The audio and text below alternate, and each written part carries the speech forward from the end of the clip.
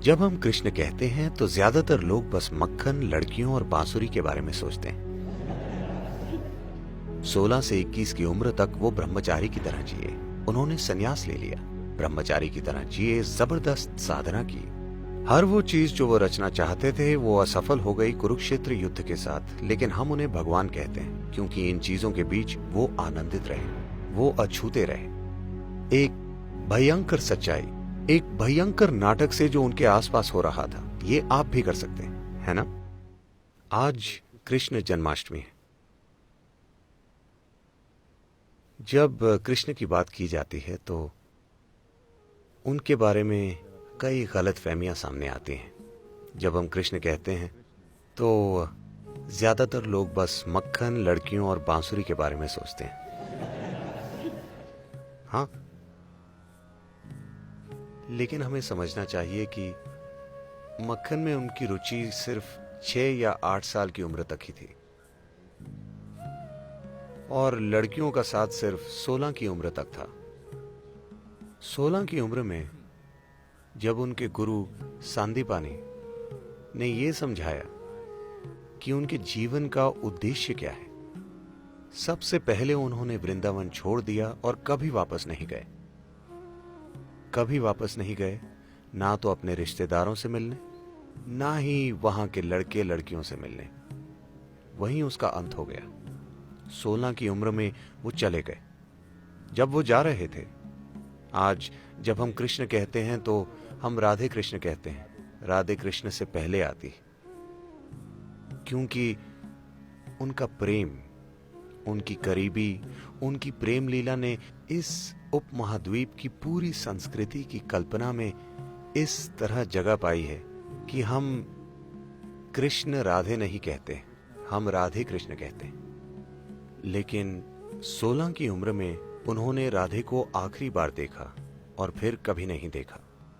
और 16 की उम्र में जब वो जा रहे थे, वो बोले, मैं ये बांसुरी तुम्हारे लिए बजाता हूं, अब मैं जा रहा हूं और वापस नहीं आऊंगा।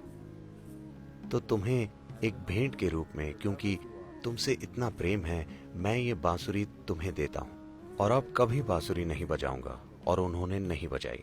उसके बाद राधा ने बांसुरी बजाई। उन्होंने 16 की उम्र के बाद कभी नहीं बजाई।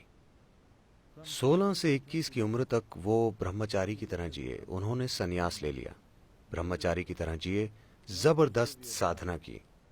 उसके बाद उनका पूरा जीवन समर्पित था राजनीतिक प्रक्रिया और आध्यात्मिक प्रक्रिया का मिलन करवाने के लिए।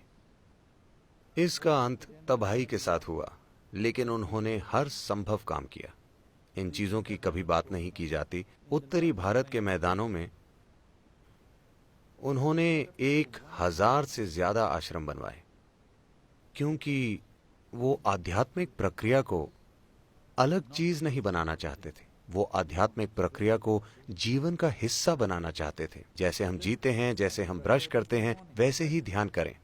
वो आध्यात्मिक प्रक्रिया को एक अलग तत्व की तरह नहीं, बल्कि जीवन की मुख्य धारा में लाना चाहते थे। विशेष रूप से देशों के शासकों के जीवन में, उन सभी देशों के जो उस समय मिलकर भारत बनाते थे। उनका मिशन था उस समय की राजनीतिक प्रक्रिया को आध्यात्मिक बनाना। तो साफ है कि उन दिनों की राजनीति लोकतांत्रिक नहीं थी। तो उन्होंने सोचा कि सबसे जरूरी चीज है, अगर शासकों तक अध्यात्म पहुंचे तो फायदा स्वाभाविक रूप से लोगों को मिलेगा। जो लोग दूसरे लोगों के जीवन को संभालते हैं, जैसे राजा या प्रधानमंत्री या आज के राष्ट्रपति या किसी कंपनी के सीईओ, क्योंकि उनके नीचे लाखों लोग काम करते हैं।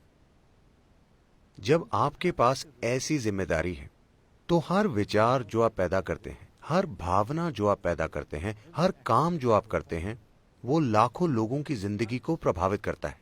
जब आपके पास ऐसी जिम्मेदारी है तो ये बहुत महत्वपूर्ण है कि आप एक अच्छी स्थिति में हैं। आप क्या सोचते हैं, क्या महसूस करते हैं, वो एक ऐसे भीतरी स्थान से आना चाहिए जो लोगों की खुशहाली के लिए काम करे। अगर मैं एक सीमित नजरिए से जीवन को देखता हूं तो हर विचार जो मैं पैदा करता हूं, हर भावना जो मेरे अंदर है, उससे लोगों का जीवन बर्बाद होगा। वो काम जो मैं करता हूं और विशेष रूप से वो काम जो मैं नहीं करता जो मुझे करने चाहिए, उनसे लोगों के जीवन में जबरदस्त नुकसान होगा, है ना? तो उन्होंने सिर्फ शासकों पर ध्यान दिया। वो चाहते थे कि उस समय के राजा आध्यात्मिक हो जाएं। दुर्भाग्य से इसका अंत तबाही के साथ हुआ, कुरुक्षेत्र की तबाही। एक भयंकर युद्ध जिसमें पुरुषों की एक पूरी पीढ़ी खत्म हो गई।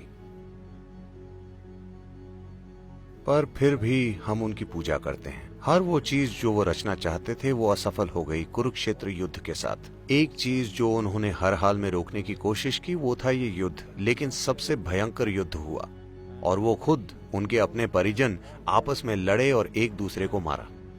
पर हम उन्हें भगवान कहते हैं क्योंकि इस सब के बीच वो आनंदित थे, वो अछूते थे। एक भयंकर सच्चाई, एक भयंकर नाटक से जो उनके आसपास हो रहा था, पर फिर भी अछूते। इसीलिए हम उन्हें भगवान कहते हैं।